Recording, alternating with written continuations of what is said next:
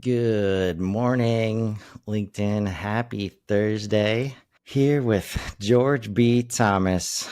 Let's build superhumans. How you doing, Whoop, whoop. man? Oh, man, I'm doing great. Just got done with our other morning show, Wake Up with AI. Now we get to create some content around this beautiful topic, Superhuman Framework, and of course, today's a topic of health. So I'm excited, brother. It's Thursday, and it's going to be a good day. I'm already putting that out into the world. It is going to be a good day. And talking about health today, always interesting, this one in the various frameworks that you might find out there. The balance of mental, physical, spiritual, like how mind, body, spirit, however people go into it. So I'm interested to dive in with you, but just to give another recap about where we've been. And I'm prepared this time, and I'm just going to read off the screen. Holistic, happiness, helpful, humility, holiness, hungry, honesty,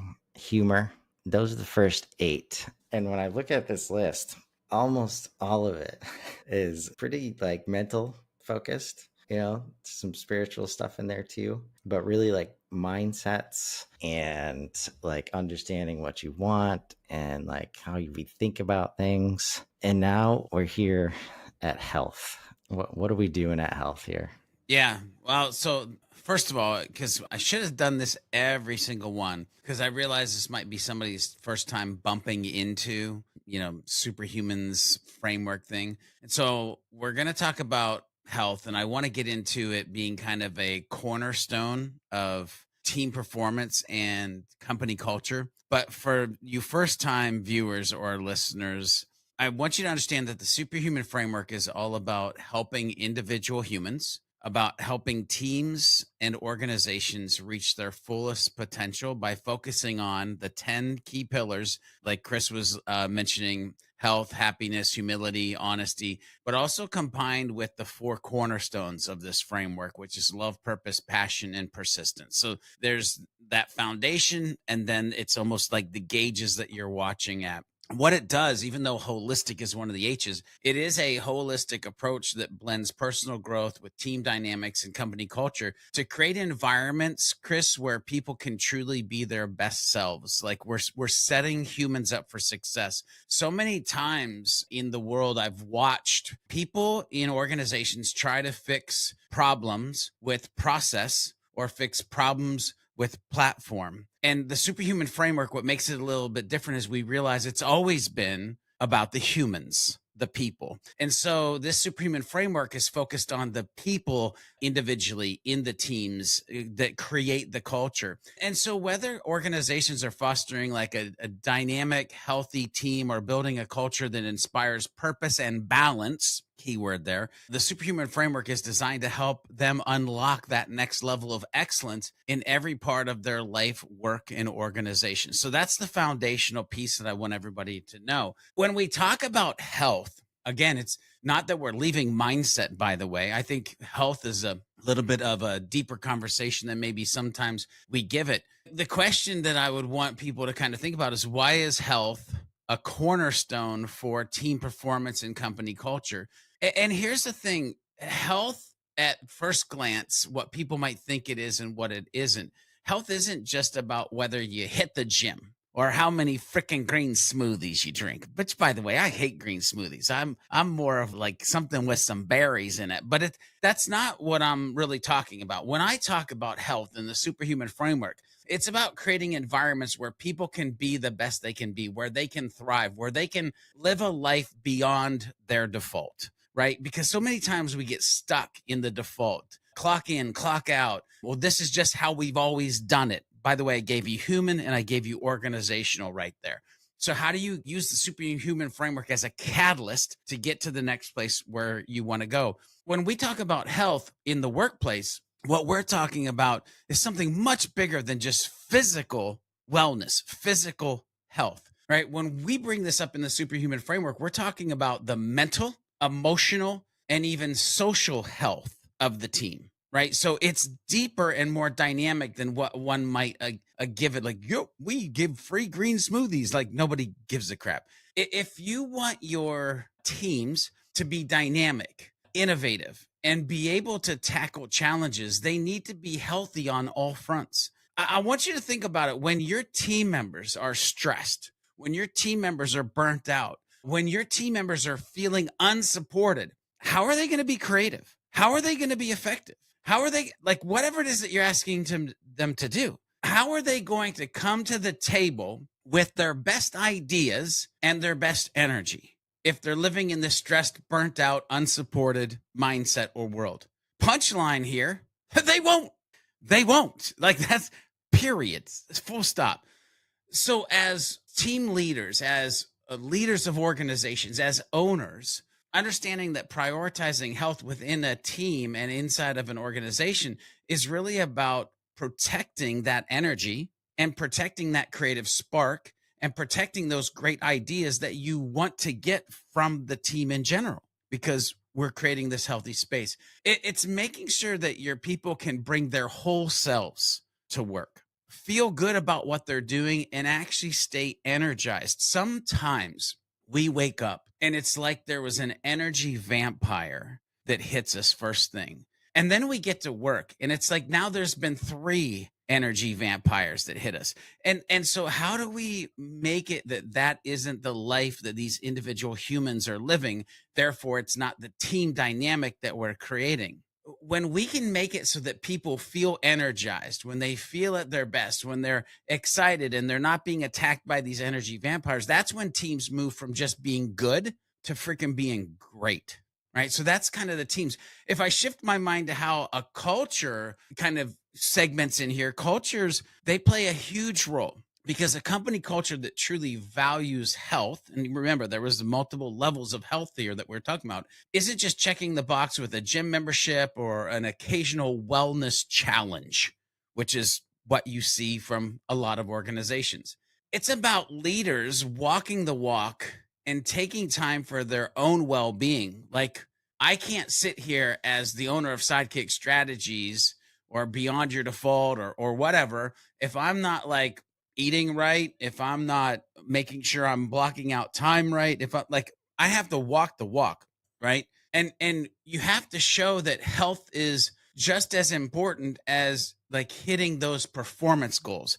I'm saying this for a reason, because I want you to think about all of the things that you do as a leader, all of the things that you portray, and all of the conversations that you have, and then diagnose it and break it down to the percentage of time that you're actually talking about health, physical health, mental health, social health, spiritual health. It is probably in the 5 to 2% range of things that you talk about or display in your day. So how is your team going to believe or embrace or go in a direction with you that you know is important to getting the best out of them? You see, when health is part of the culture, it's no longer like a personal responsibility. Like it's Bobby's job to do it, Susie's job to do it. You as the leader, it's your job to portray it. It's everybody's job to actually team sport. We'll just call it being a healthy culture, healthy team, healthy humans is a team sport. It's a shared value.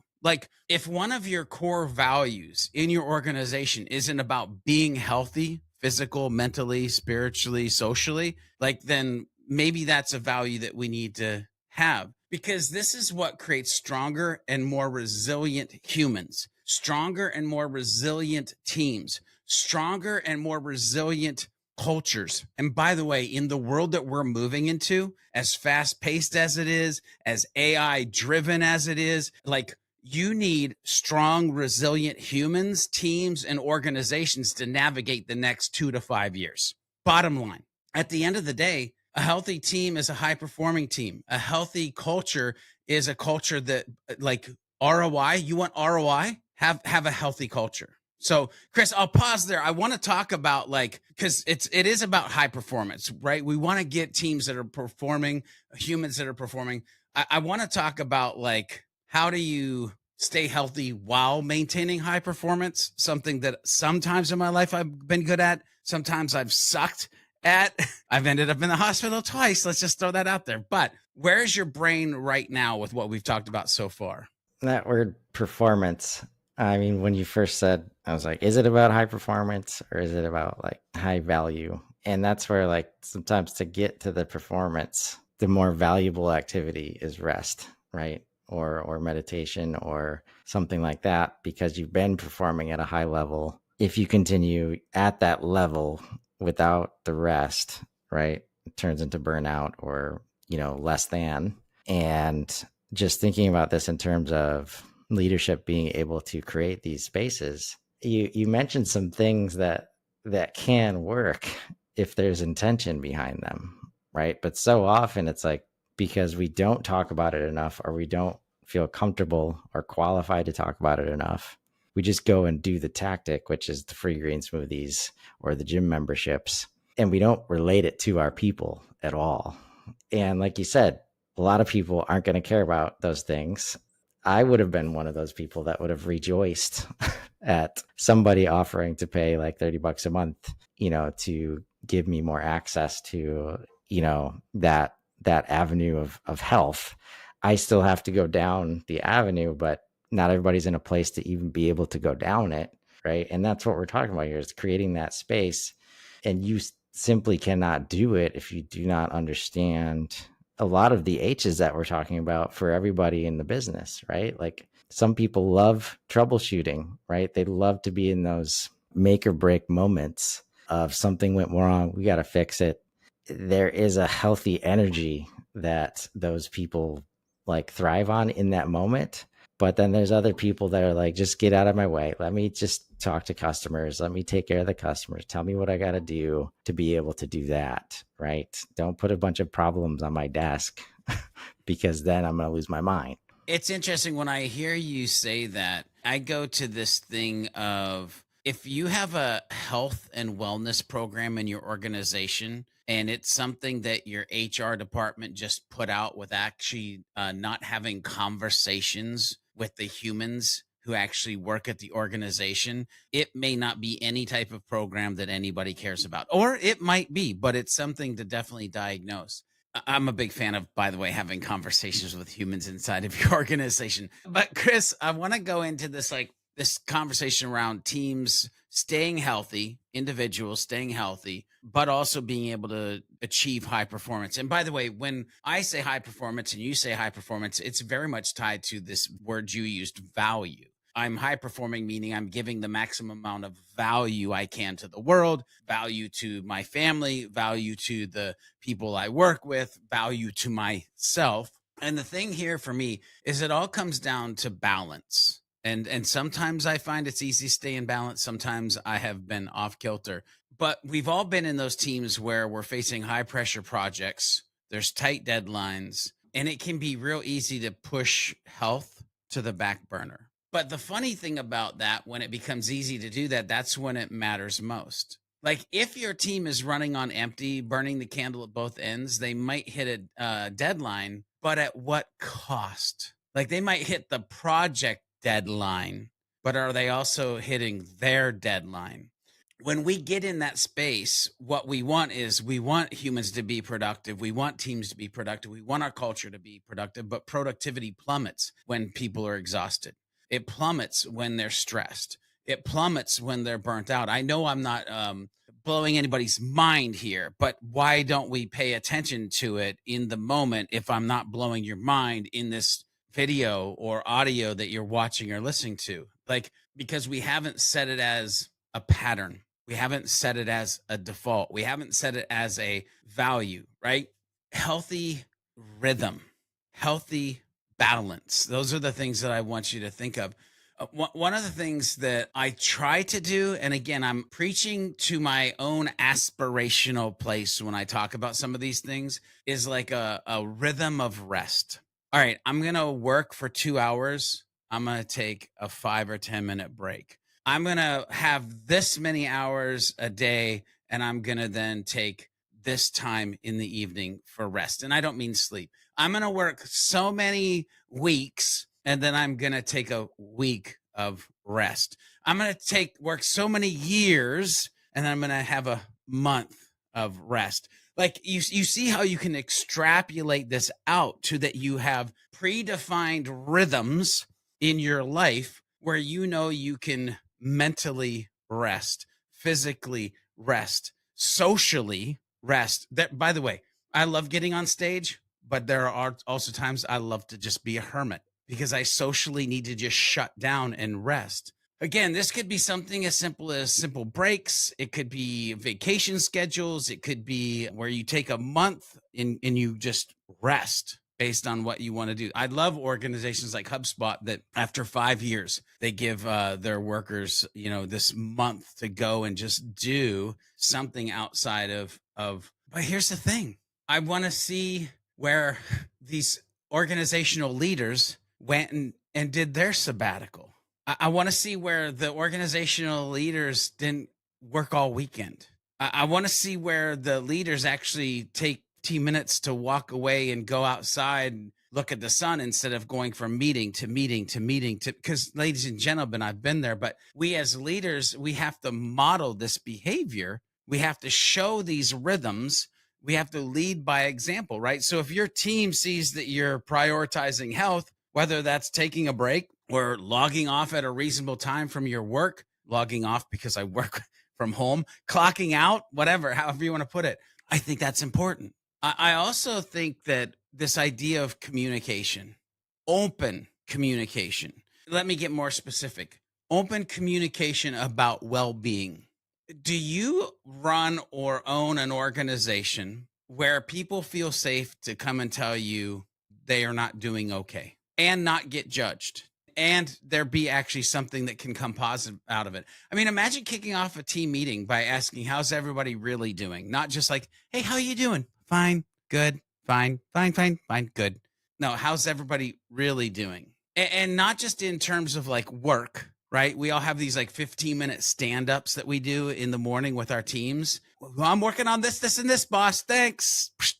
Let me go hide, go back to my desk. But like, what if it was a how's everyone really doing? And it was about physical, mental, emotional work, like all the things. Like, and we had that freedom. I think you'd be amazed at what comes up when you create the space for open communication about humans' well-beings. You see, we're not too much different than consumers when you think about creating a customer experience and creating an internal experience. If you pay attention to what we're talking about here with the Superhuman Framework in today's health conversation, focusing on these things builds trust. It creates empathy. Oh, well, okay. And it allows teams to support each other. If you reverse that the other way, you'd be like, hey, that's a pretty dope way to create a great customer experience. But this is creating a great internal experience. And here's the thing. The importance of movement externally. We always talk about the buyer's journey, the customer's journey. There's movement. How do we get them from point A to point B? What point A to point B are you trying to get your employees through, your teams through, your culture through? What's the cultural journey? What's the team's journey? What's the growth path? Like, and how do you do that without paying attention to the health? You have to build this culture that prioritizes health. Chris, where's your brain at? I know you started to say something. It's paramount. And I'm always wondering, thinking about the why, like when it relates to these challenges that everybody knows about and just have not been solved for, or have been solved for by the best organizations. You can go find a book that has some case study in them, but somehow that's not trickling down. And I keep coming back to risk in terms of just creating this litigious culture. That's a good Scrabble word right there, bro. Allows or disallows me from asking you, like, how are you actually feeling, George? Like, because when I ask that question and you give me responses that relate to, personal mental health or personal physical health challenges, there is a lot of perceived risk, perceived and real, I'm sure, in a lot of cases, for how I respond to that as the person asking you that question, whether I'm making suggestions or like the other managerial habits, right? Maybe not so good in this specific conversation because it needs to be more about just sharing experiences and creating the space to share so that you can understand, all right, at this season, right? Because you mentioned rhythms. I think the challenge here is that everybody, no matter what, has their own rhythm of some sort. And if you do not talk to them and learn what that is, it's very difficult to know that you're putting them in a situation or that you're creating the space for them to be healthy. Yeah. I don't disagree with you. Like, and by the way, I know this gets difficult at some level. I know there's organizations like, well, it's impossible for me to know everybody. No, but you know the people that you know. And if you're leading the way for the people that you know, then they know the people they know, and they're leading the way that you're leading because they know those people. So it can be like this trickle down effect, if you will. And this is why I say it all starts with leadership. It starts at the top, but also you could be the top of your food chain and you're then the leader for what trickles down from you. And here's the thing, you use the word no. And when I hear the word no, not as in no, but like known stuff, I think of like things like documentation inside of organizations.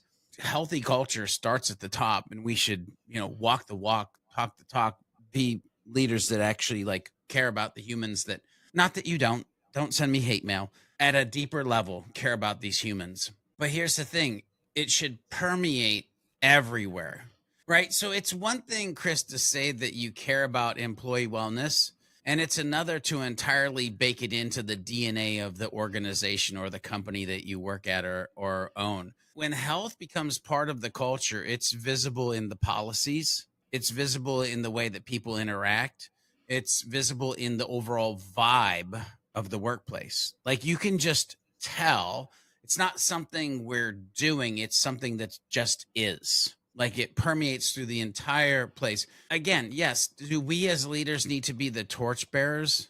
Do we have to show like through our own actions? Yes. But again, it becomes something bigger than ourselves.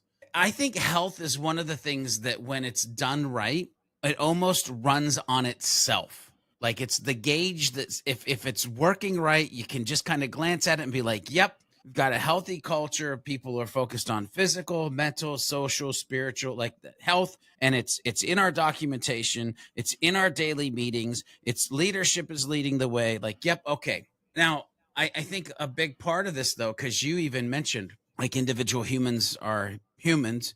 Humans are going to human. They're going to human in different ways. I think a big part of this conversation has to come down to flexibility. And a lot of companies have realized, especially over the last few years, that giving the humans flexibility, whether that's remote work, flexible hours, or even like these wellness days, is like key to creating a healthier culture. When you enable flexibility in your organization, it shows that you trust your people to get their work done. You trust them to get the work done while also trusting that they're going to take care of themselves. This builds loyalty. Wait, an organization that focuses on trust and loyalty? Wow, that sounds like it might be a great place to work. It shows that the company genuinely cares about its employees, not just as workers or employees, but as human beings. You've got to figure out how we can move into this. Like another piece of this is, and again, this is more for people who still maybe go into offices, or if you have a lot of remote people, how do you enable this? But creating like physical spaces that support health. By the way, I'm not talking about, yep, we put a gym in. Maybe that'd be great. But like, is there a quiet room? Are we focused on ergonomics, natural light? Can people step away and meditate and decompress? Like, is there a space for that? Again, think about the emotional, physical, social, spiritual health. And do we have spaces or times or tactics or strategies if they don't work in there to make sure that we're giving the space, digital or physical, for those things? It sounds like those would be nice to have, but honestly, they're essential in creating this culture or this environment that promotes well-being, aka health. This is the part where micromanagement shows itself big time, because usually if you see a problem and you try to micromanage this specific one, the way that you do it, and if you do solve it, and I'm thinking like, I'm having some neck issues, so can I get a stand-up desk, right? Or can I get a reworking of my space? Can I get a different monitor? And then you give it to me. And then there's 10 other people that don't have that thing or have never asked for it. You just start to create this space. So I think what I'm getting to is like, it's very difficult. It's probably impossible in most organizations to know everybody well enough on every level at every moment of the day right? Which is where culture and really transparency comes into play. In that, if it's a transparent culture that is trusting and there's psychological safety, there is no problem in me asking you how you're doing, because I don't have any agenda. You don't have to protect yourself from, oh, am I going to be risking, employment if I answer this question honestly? Yep. Instead, if I answer honestly, I'm going to be supported no matter how I answer. So I'm going to be honest. And now I don't have to hold it inside, which just kills health. Like when we are feeling things that we cannot share and we have to show up in front of customers and in front of our teammates, and we know something's not right, just all these aspects, just the transparency, the values, the cornerstones, all these things, like you just have to create the space for it. And then, like you said, health is just one of those things that's going to happen without any micromanagement.